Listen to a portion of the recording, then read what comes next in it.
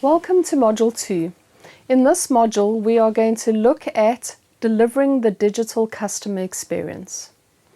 Now let's start off this module with a discussion on findability. Now findability is the ability of your customer to be able to find you online. A lot of brands don't understand how this works. Customers tend to do research online and they will start with a search engine most times. They may come to you via an advert, but that's a different approach. Here we're talking about findability where someone is searching for something. Let's say, for example, they're searching for red shoes and they will go into Google and they will search red shoes and maybe even specify a brand or a type of red shoe. Now, the trick is to be able to link that customer to your website. If you have a selection of red shoes that you would be able to offer to this customer, you want them to be able to find you. Now, think about Google for a minute. Google is in the business of connecting customers, that's their core business, connecting search results, those customers, to content that is most relevant to them. So if Google is sending people to websites that are not relevant, Google will be out of business. Customers depend on search engines to take them to content that they are looking for. And as digital marketers, we have a responsibility to ensure that whatever content we have is relevant to the search terms that we are either bidding on, if it is search marketing, or the content that is appearing organically in Google's search engine. So, many customers are using this approach to finding products, services, and even information. And we need to make sure that our websites are up to speed with that requirement. And this brings us to many topics such as search engine optimization, and how we can actually manage customers with the right content and bring them to where we want them to be. But first of all, we are going to look at what exactly do we mean by having an effective presence online. Now, effective means that the presence delivers relevance, and that's what it's all about. If your content is not relevant to the customer, that customer is going to bounce off your website. And bounce means they get on and they get straight off. When Google starts seeing your bounce rate going up, it means your relevance score with Google's algorithm is going down. And the more your relevance score goes down, the worse your quality score with them, which means you will not feature in search engine results. So it's critical that you spend a lot of time developing content and developing your website in such a way that it delivers relevance to the customer that's looking for that information. Companies are using conversion rates as a means to measure this, so CRO, which is conversion rate optimization, and they are constantly trying to improve the commercial contribution of their online presence. So a website is no longer just an online brochure. It's actually a working tool that delivers value to the organization as well. When planning a website, or even an app design, or even if you are redesigning a website, there are some considerations that you need to look at. The first one is stage 1, which is the pre-development tasks that you have to go through. Now, for a new website, it sounds obvious, but you would need to go and register your domain. I've actually encountered a company where they went and developed a website, and then after they had developed it with the brand name and everything, decided, well, let's register the domain. And that domain was already bought by somebody else.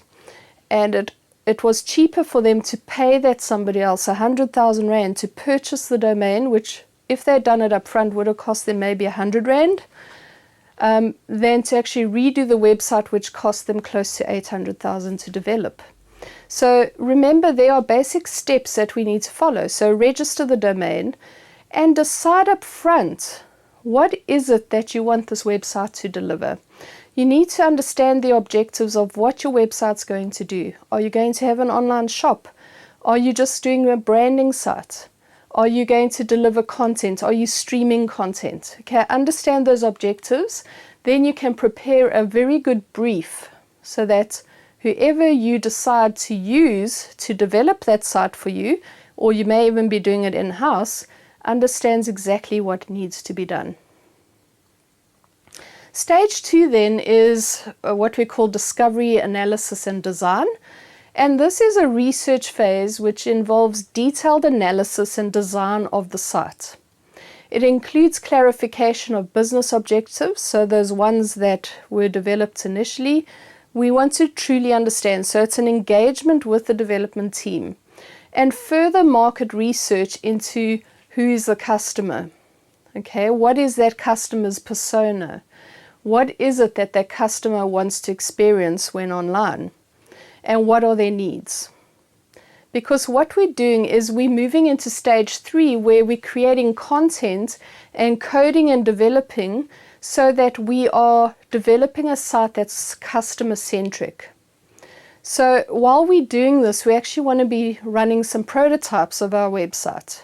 We don't just develop a website and then launch it out there and hope for the best. We actually design and develop on the run, all right? And what we do is we bring a customer in and we say, this is the prototype of our site, please use it. Try and buy something, and we watch that journey. We see where the customer goes, and I've experienced this as well, where we developed a website and we were doing customer user testing, and the customers couldn't find the buy now button. They couldn't find it, and it was right there in front of them. So in our next prototype, we moved the button to another part of the page, and suddenly they could see it. Now, if we hadn't done that prototype, we would never have known that, and we would have thought, well, our website is a failure. And all it required was that little insight to say, move the button to the left. And that may apply to what color the button is. It may apply to what the content is. Or maybe your copy on the website is a bit misleading, or they don't understand it.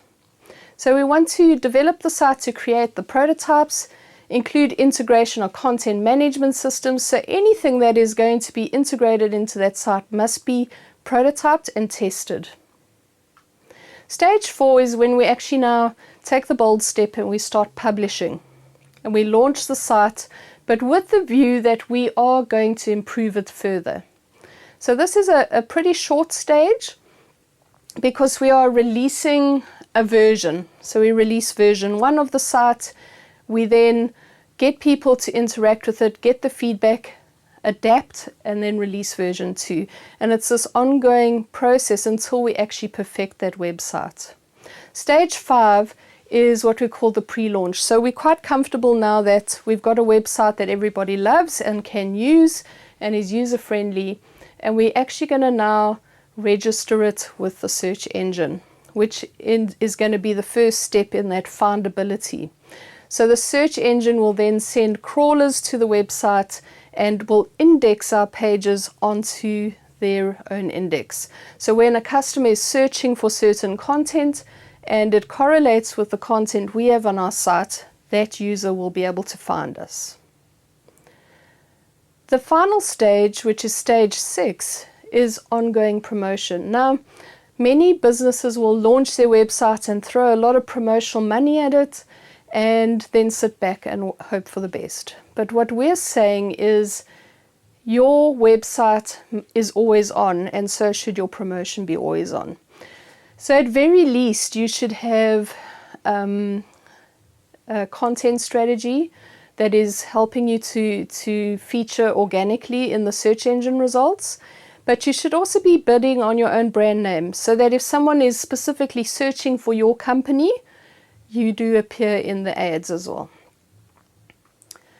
So ongoing promotion, ongoing development. Remember, a website is no longer something that gets looked at every year, like let's update the content annually.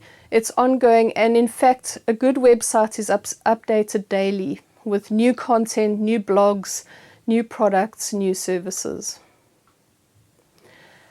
Another aspect that we need to consider when we're developing websites is localization. So take this into account when you start your scoping of the website. Is it a standardized website where it's the same format in every country? Is it semi-localized where maybe you have different contact information for different countries? Maybe it's more localized where, for example, Coca-Cola provides the option for consumers to select the country that they're in, and they will see relevant information only for that country. Then there's highly localized websites where these websites are country specific with details like time, date, currency, and all those things change according to the country that you're in. And of course, you can even culturally optimize or customize your website. So consider that in the design stage.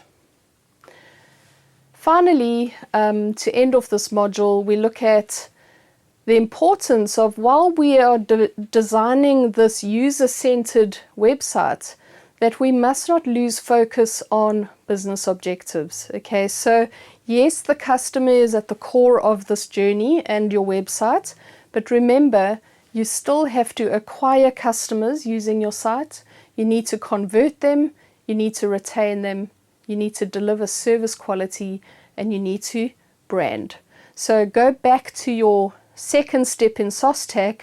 When you're designing your website, think about your objectives and make sure that your website ticks all of those 5 S boxes so that you are actually delivering to the objectives of the overall business. So that's the end of Module 2. Thank you very much.